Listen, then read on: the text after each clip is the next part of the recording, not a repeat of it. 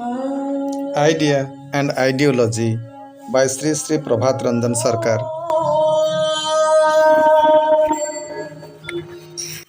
Today's topic of discussion is life, death, and sanskara. Sachidananda is derived from a conversion of three terms, namely Sat, Chit, and Ananda. These are so often translated as existence, knowledge, and bliss. This is not only loose terminology but incorrect. Correctly speaking, Sat means that which undergoes no change. A transcendental entity, existence is a relative term and conveys the sense of existence under certain relative conditions of time, place, and person. Sat implies unchangeable. The transcendental entity may appear to undergo a metamorphosis, but actually undergoes no qualitative change. Hence, Sat can only mean the transcendental entity, an absolute entity which undergoes no change. The meaning of Ananda is, of course, bliss. It may more correctly be translated as divine bliss. The bliss experienced subjectively and not in an objective manner. Chit does not mean knowledge, it means consciousness. It is by the power of Chit that the cosmos is created, and it is this power that, through the unit mind experiences or activates created substance. This subjectivation is only due to the consciousness or Chitti Sakti in Brahma.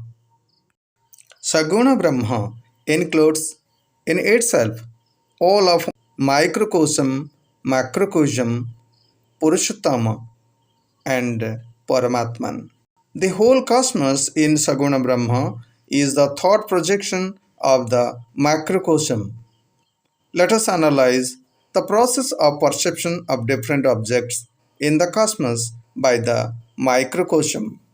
The microcosm possesses 10 organs, 5 sensory and 5 motor organs.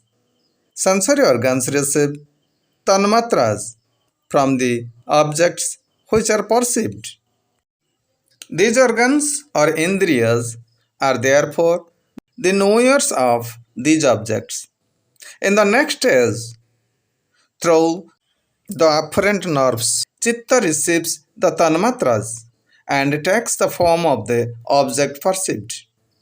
Aham Tattva feels the subjectivity I perceive, but this subjectivity itself depends upon the existence of I, because one cannot work unless one feels that one exists. I exists first and then the I works. This feeling of existence is Mahatattva.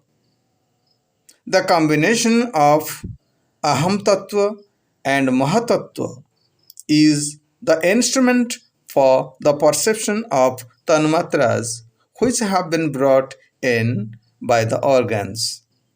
The mind, the combination of the three, Mahat, Aham, and Chitta, is thus the knower of the Indriyas.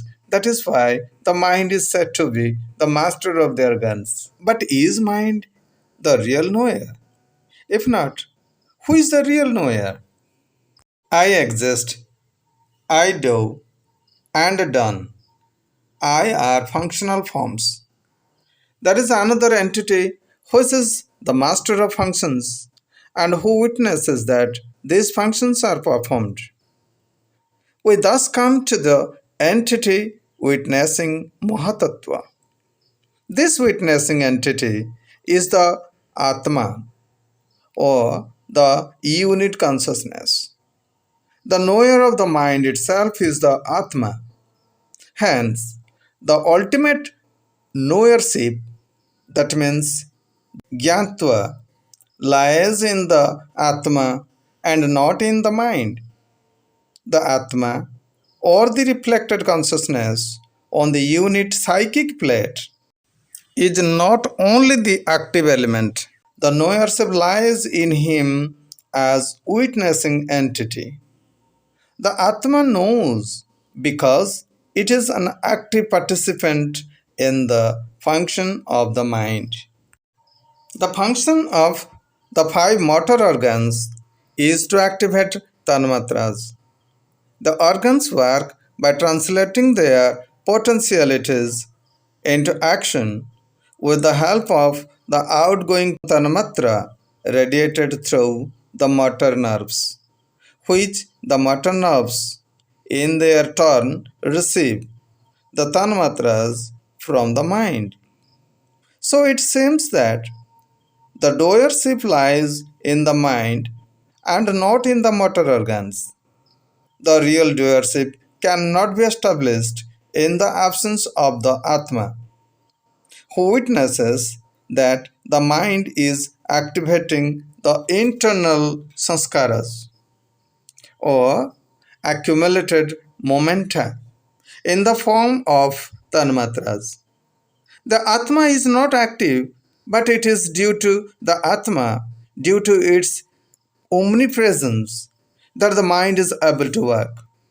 To this extent, in the Atma lies the knowership or doership. The Atma itself doesn't work, but its existence is the ultimate cause of knowing and doing.